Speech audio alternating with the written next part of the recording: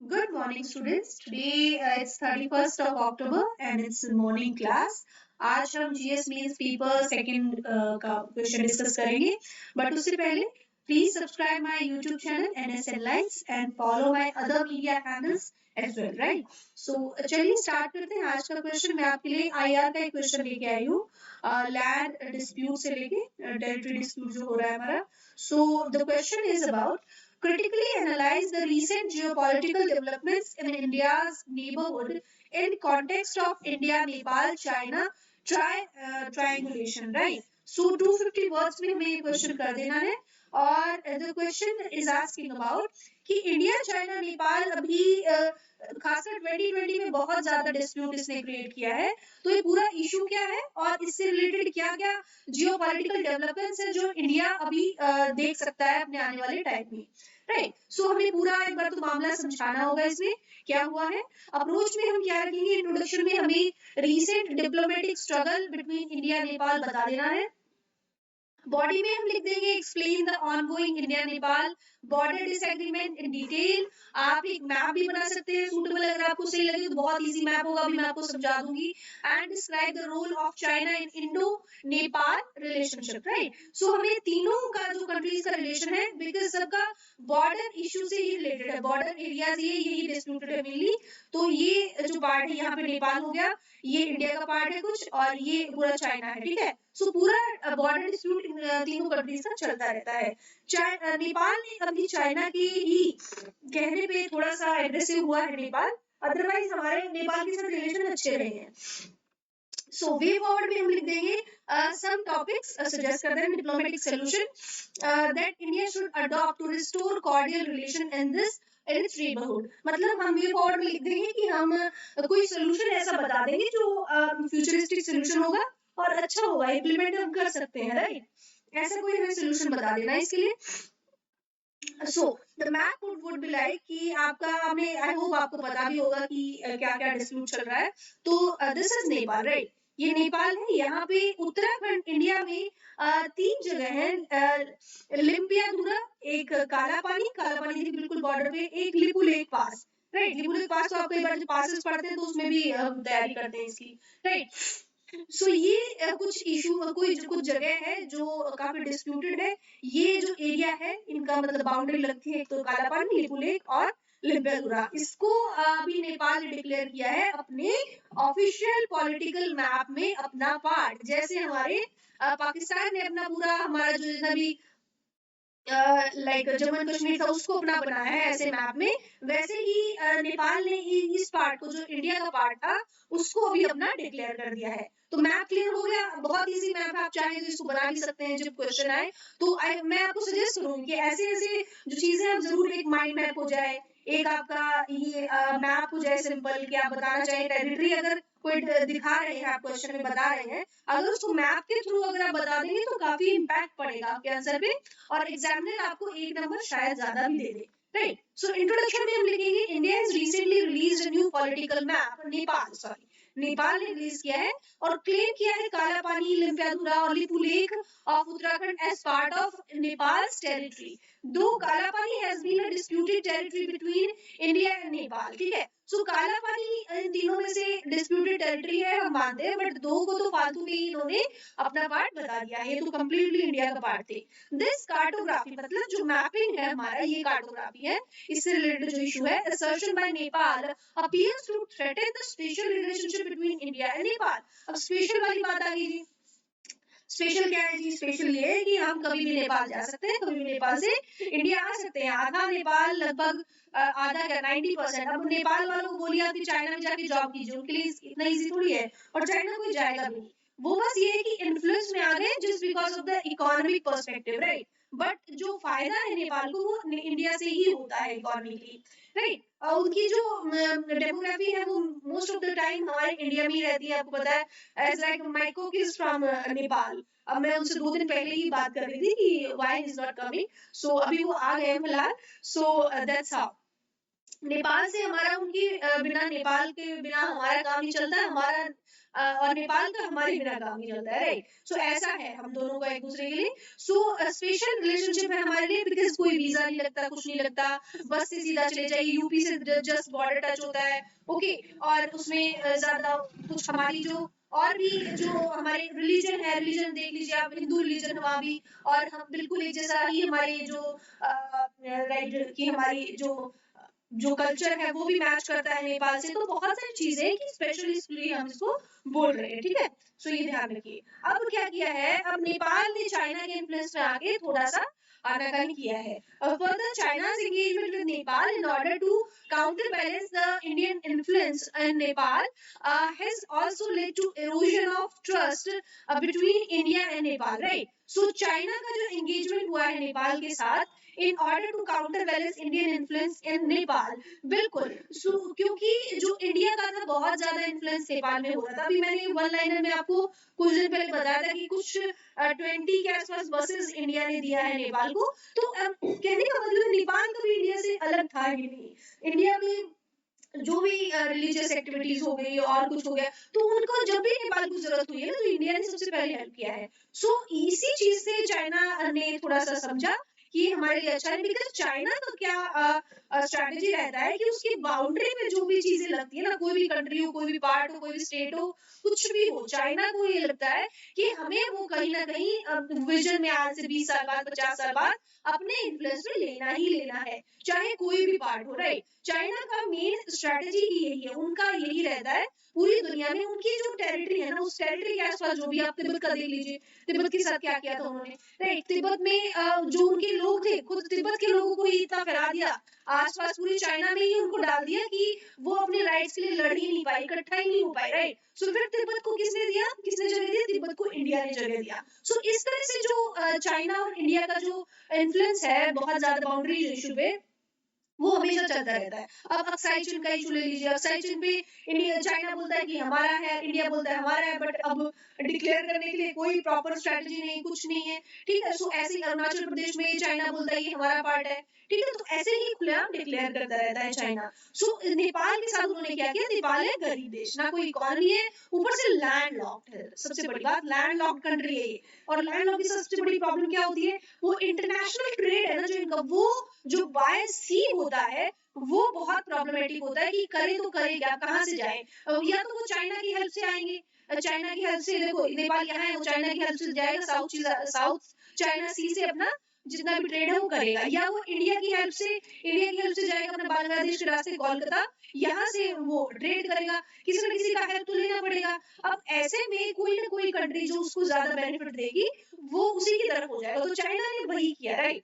Hopefully ये India को करना चाहिए था, बट चाइना कर गया, तो चाइना को दिमाग ही नहीं चलता है, right? So erosion of trust between India and Nepal, अब ट्रस्ट जो है अपना इंडिया और नेपाल का कम हुआ है इसी के चलते, ठीक है? So let's discuss about further.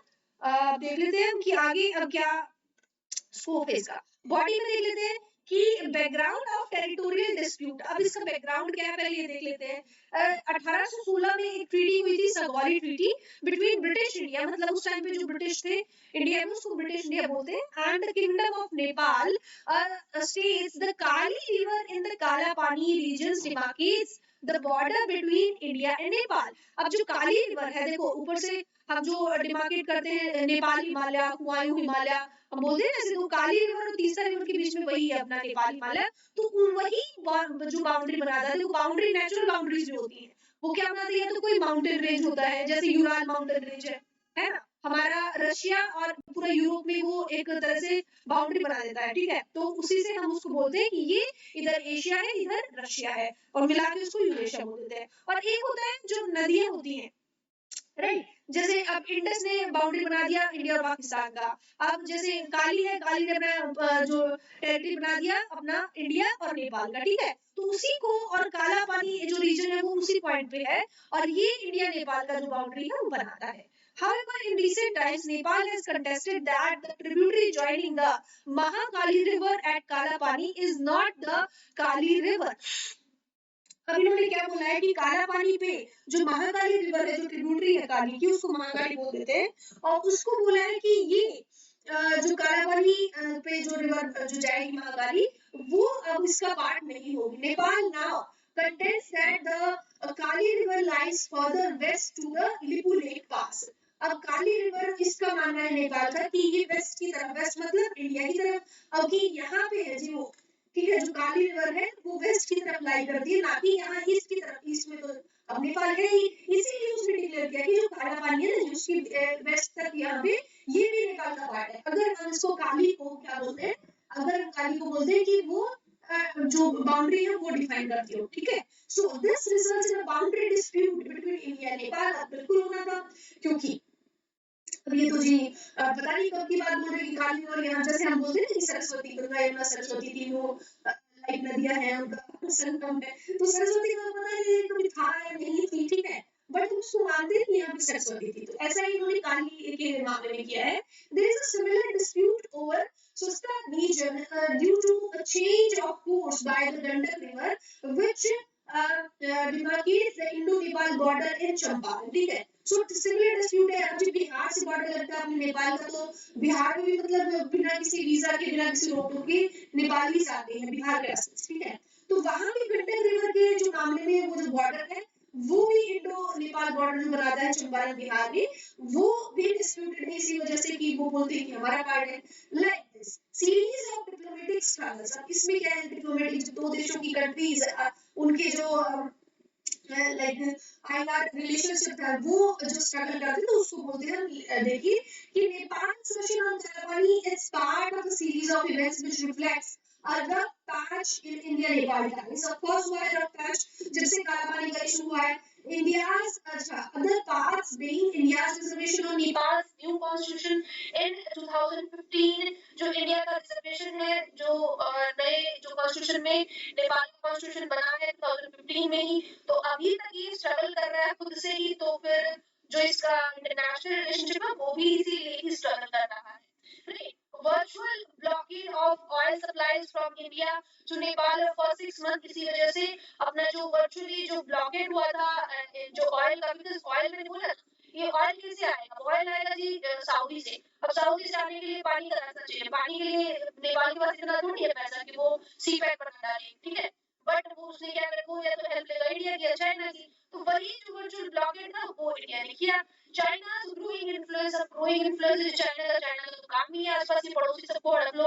In recent time, China has made inroads into Nepal in infrastructure, education and health sector। मतलब जैसा जैसा जैसा हमारे चाइना ने अफ्रीका में किया है, पूरा अफ्रीका और उसकी जो बहुत गरीब देश है ना, उसमें चाइना ने क्या किया है, जाके फंडिंग कर दिया है।